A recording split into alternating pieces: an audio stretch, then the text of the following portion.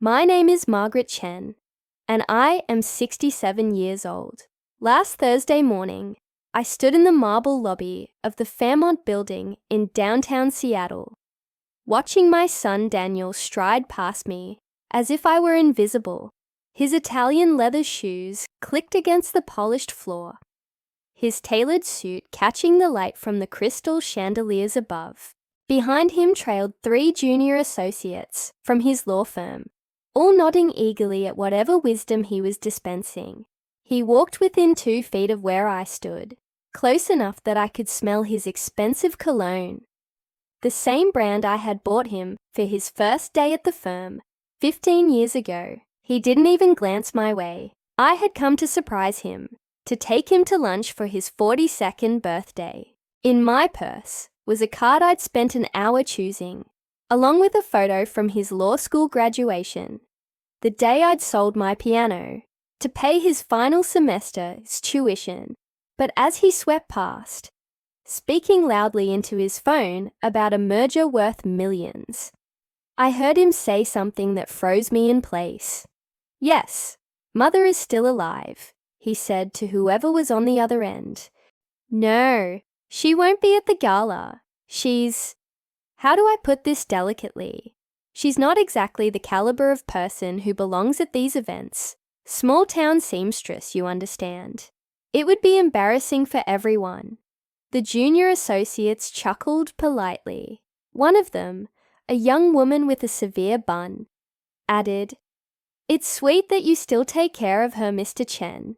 Not many successful people would burden themselves with simpler relatives."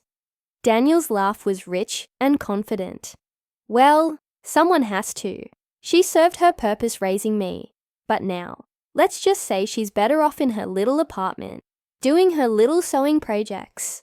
Some people are meant to rise. Others are meant to stay where they started." They disappeared into the elevator, its golden doors closing with a soft chime. I stood there for another 10 minutes, my legs too weak to move, my heart beating so hard I thought it might crack my ribs. The security guard, a kind-faced man named Jerome, who I'd chatted with many times, approached carefully. "Mrs. Chen, you okay, ma'am?" I straightened my shoulders, tucked the birthday card deeper into my purse, and managed a smile. "I'm fine, Jerome. Just remembered I have somewhere else to be." The drive back to my townhouse in Bellevue was a blur. I gripped the steering wheel of my 10-year-old Honda, the one Daniel always said was beneath our family status now, and tried to process what I'd heard. Not exactly the caliber. Embarrassing. Served her purpose. These words from the boy whose diapers I'd changed while finishing my nursing degree. The son I'd held through his night terrors after his father died. The young man whose education I'd funded by working 3 jobs, selling everything valuable I owned, and eventually taking out loans I was still paying off. When I got home, I didn't go inside immediately. Instead, I sat in my driveway, staring at the modest brick townhouse I'd bought after selling the family home to pay for Daniel's Harvard Law School tuition. It was small but mine. Or it would be, once I paid off the mortgage I'd refinanced twice to help Daniel start his practice. Inside, the afternoon light illuminated the sewing room Daniel had referenced so dismissively. Yes, I did alterations now. Not because I was a small-town seamstress, but because my nursing career had ended when I injured my back lifting Daniel's furniture into his first apartment. The surgery and recovery had taken my savings and my ability to stand for 12-hour shifts, so I'd learned a new skill, built a small business, and kept myself afloat while still sending Daniel money whenever he asked. I walked to my desk, an antique oak piece that had belonged to my mother, and opened the bottom drawer. Inside were 5 folders, each one carefully labeled by year. I pulled them out and spread them across the desktop, then reached for my reading glasses and calculator. The first folder, 2008-2010, law school years. Tuition payments of $61,000 per year for 3 years. Living expenses of $2,500 monthly. Bar exam prep courses at $4,000. The total made my stomach turn. $279,000. The second folder, 2011, 2013, starting the practice. Office lease co-signing, initial staff salaries I'd covered, equipment purchases, marketing costs. Another $195,000. The third folder, 2014, 2016, the expansion years, when Daniel had wanted to open a second office, upgrade his car for client impressions, join the country club for networking. $240,000. The fourth folder, 2017, 2019, the divorce. When Daniel's wife Sarah had left him, I'd paid for his attorney, his temporary apartment, and child support for 3 months while he got back on his feet. $87,000. The fifth folder, 2020, 2023, the lifestyle maintenance. Monthly supplements to maintain his downtown condo, his Mercedes lease, his children's private school tuition that he claimed he couldn't fully afford despite billing $500 an hour. $340,000. When I totaled everything, the calculator showed a number that made me sink into my chair. $1,141,000. Over $1 million. I'd given my son over $1 million while living in a modest townhouse, driving an old car, and building a small alteration business to make ends meet. And in return, he was too embarrassed to acknowledge me in public. I picked up my phone and scrolled through his social media. There it was, his professional page, filled with photos from galas, charity events, and professional celebrations. In his About section, he'd written extensively about his journey from humble beginnings to success, but nowhere did it mention the woman who'd made that journey possible. In fact, in an interview from last year, when asked about his family, he'd said, "I'm essentially self-made. My mother did what she could, but success at this level requires a different caliber of ambition." Self-made. The words burned like acid. That night I didn't sleep. Instead, I sat at my computer and began typing. First, I created a spreadsheet documenting every payment, every sacrifice, every check written and dream deferred. Then I began writing letters. Not angry rants, but calm, factual accountings. One to Daniel, one to his partners at the firm, one to the Alumni Association at Harvard that had featured him in their Success Stories magazine, and one to the local newspaper that had recently run a profile on him titled "Local Lawyer Rises from Nothing to Build Empire." But I didn't send them. Not yet. First, I had phone calls to make. At 8 a.m. sharp the next morning, I called Whitman and Associates, the firm where Daniel was a senior partner. "This is Margaret Chen," I said to the receptionist. "I need to speak with the managing partner about the Chen Education Fund." "I'm sorry, we don't have any record of—" "You will by this afternoon. Please have Mr. Whitman call me back. It's regarding a significant financial matter involving Daniel Chen." My next call was to Harvard Law School's development office. "I'm calling about the Chen family donations over the past 15 years. I need to update some records." Then the bank. "I need to freeze the automatic transfers from my account to Daniel Chen's accounts. Yes, all 6 of them."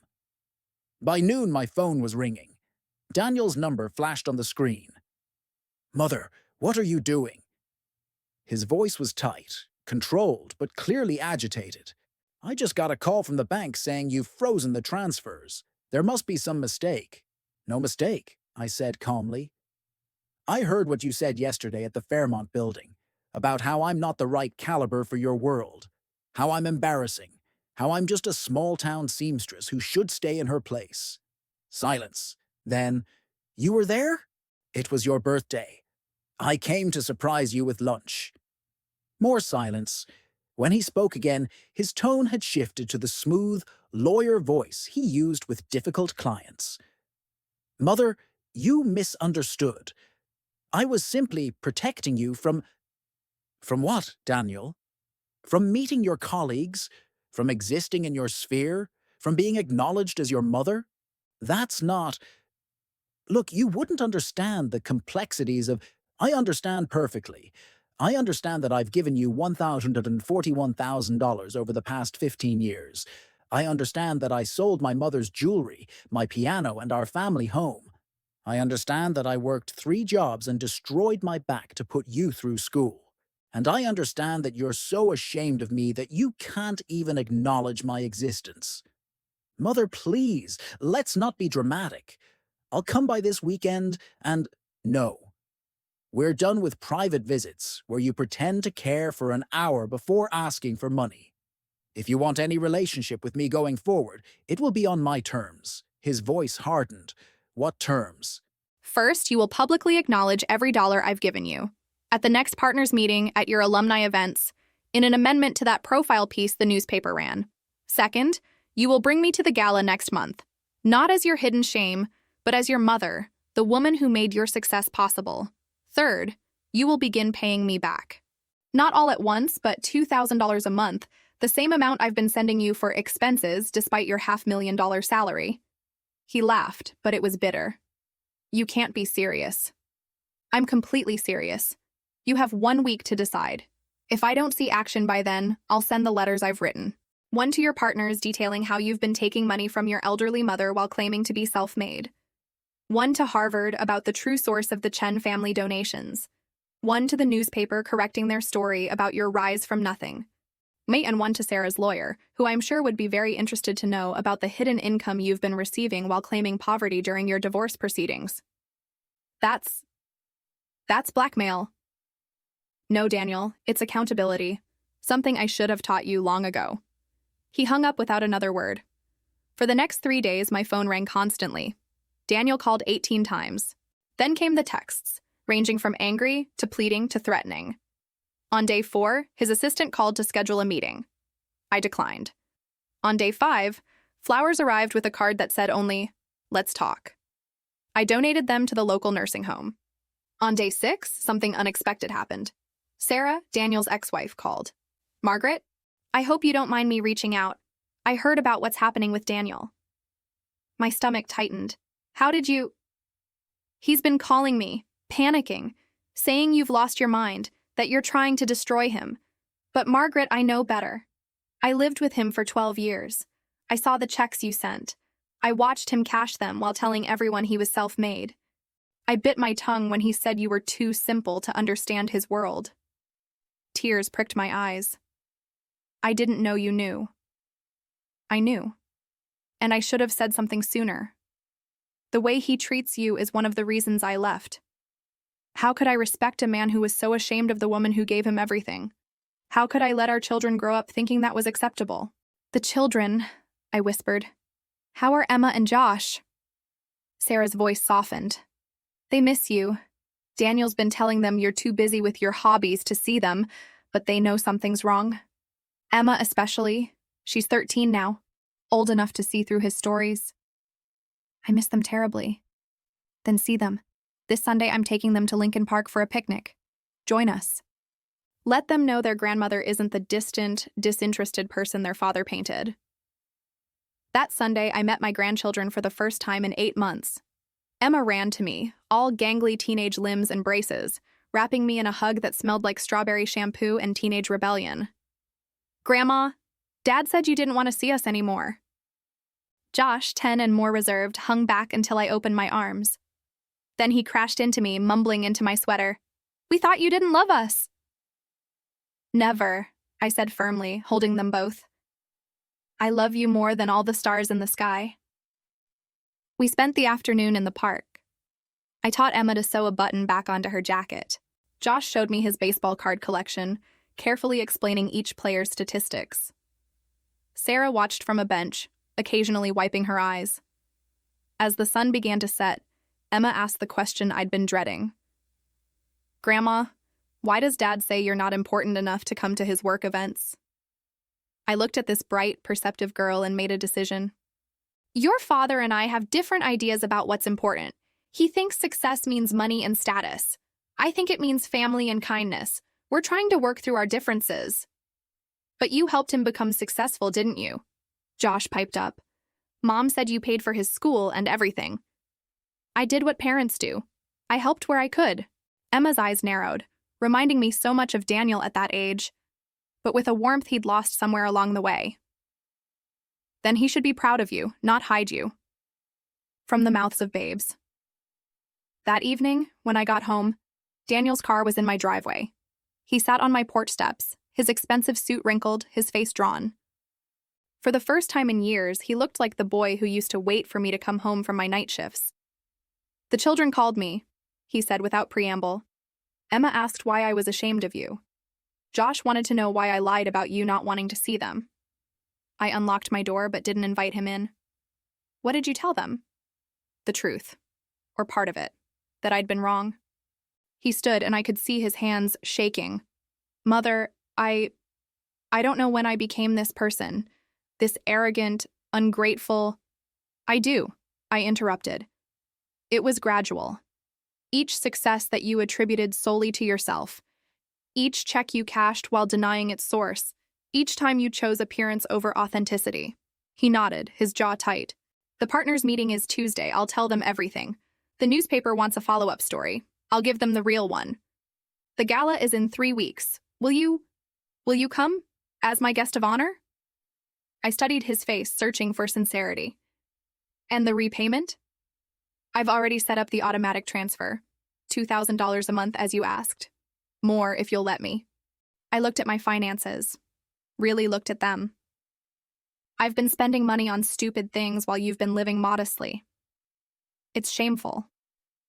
"Yes," I agreed. "It is." We stood there in the gathering darkness, the space between us filled with 15 years of hurt and disappointment. "Can you forgive me?" he asked finally. "Forgiveness isn't a switch you flip, Daniel. It's a process. Show me change, real sustained change, and we'll see." He nodded and turned to go, then paused. "The thing you said about teaching me accountability, you did teach it. I just chose to forget. That's on me, not you." 3 weeks later, I stood in the ballroom of the Fairmont Hotel, wearing a navy dress I'd altered myself. Daniel stood at the podium, addressing a room full of Seattle's legal elite. His voice was clear and steady as he said, "Before I accept this award for legal excellence, I need to correct a story I've been telling for years. I am not self-made. Every success I've achieved was built on the foundation of my mother's sacrifices. Margaret Chen, who stands here tonight, funded my entire education by working 3 jobs. She sold her family home to pay for my law school. She destroyed her health working to give me opportunities. She has given me over $1 million over the past 15 years, money I took while pretending to the world that I'd risen on my own merit." The room was silent. I saw partners exchange glances, some surprised, others seemingly unsurprised, as if they'd suspected all along. Daniel continued, "I've been ashamed of my mother because she's a seamstress, because she drives an old car, because she doesn't fit the image I wanted to project. But the truth is, I should be ashamed of myself. She is worth 10 of me. She understood sacrifice and love while I understood only ambition and image." He looked directly at me. "Mom, would you please come up here?" I walked through that silent ballroom, my head high. When I reached the podium, Daniel took my hand. "This is my mother, Margaret Chen. She's a seamstress, yes, but also a former nurse, a businesswoman, and the strongest person I know. Any success I have is hers. This award belongs to her." The applause started slowly, then built to thunder. I saw some people wiping their eyes. Jerome, the security guard who was working the event, gave me a thumbs up from the back of the room. Later, as the evening wound down, several people approached me. A judge's wife asked if I could alter her vintage Chanel suit. A partner's mother shared her own story of sacrificing for her children's education. Daniel's colleague, the same young woman who'd called me a burden, apologized with tears in her eyes, saying her own mother had worked in a factory to put her through school. But the best moment came when Emma and Josh ran up to me, having watched their father's speech from Sarah's phone in the lobby. "Grandma, you're famous!" Josh exclaimed. Emma hugged me tight. "Dad finally got it right." 6 months have passed since that night. Daniel and I have dinner every Sunday, sometimes at his condo, sometimes at my townhouse. He's teaching Josh about financial responsibility, showing him the spreadsheets of what I gave and what he's paying back. Emma comes to my sewing room twice a week, learning to create rather than just consume. Daniel still drives his Mercedes and lives in his downtown condo, but something fundamental has changed. He brings me to firm events, introduces me proudly, tells the truth about his journey. The newspaper ran a follow-up story titled, "The Real Success Story, A Mother's $1 Million Sacrifice," which prompted 3 other successful professionals to publicly acknowledge their parents' contributions.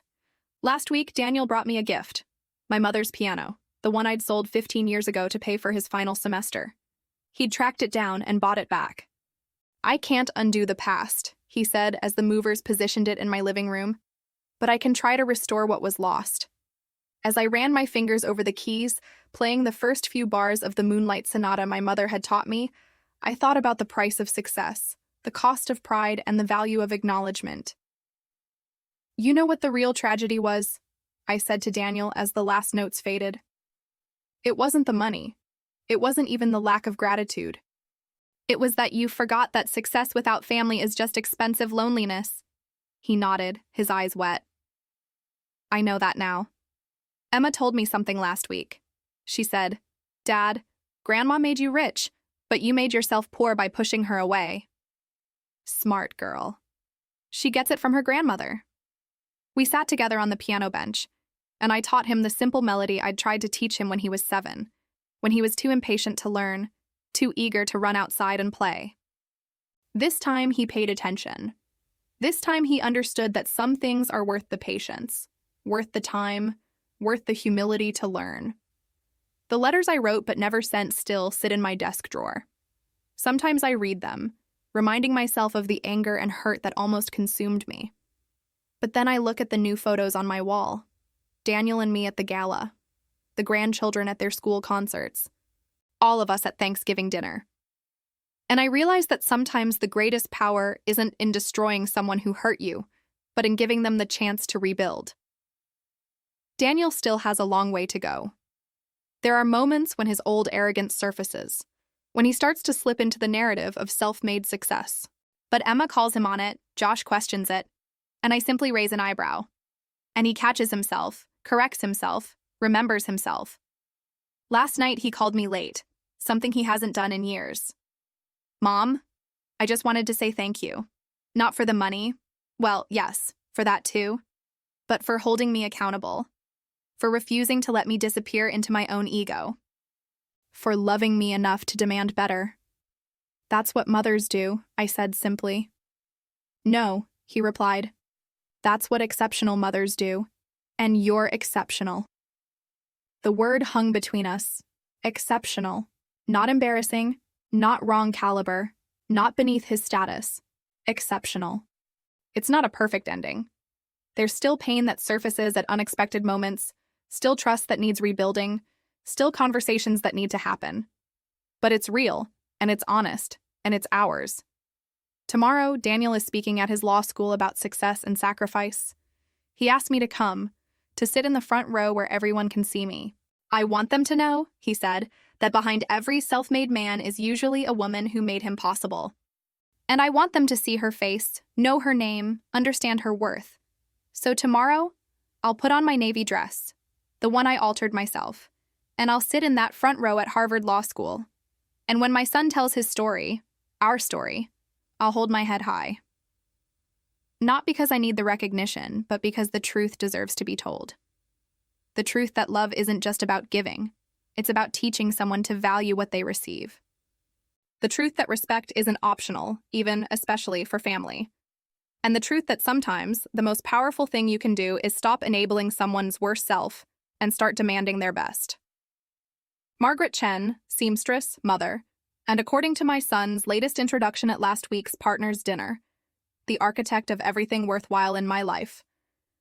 It's not everything, but it's a beginning. And at 67, I've learned that beginnings, even late ones, are worth fighting for. This story, like Linda's, shows how financial support without respect can poison family relationships, and how setting boundaries and demanding accountability can lead to transformation and healing. Both stories emphasize that true success isn't just about money or status, but about maintaining humanity, gratitude, and family bond.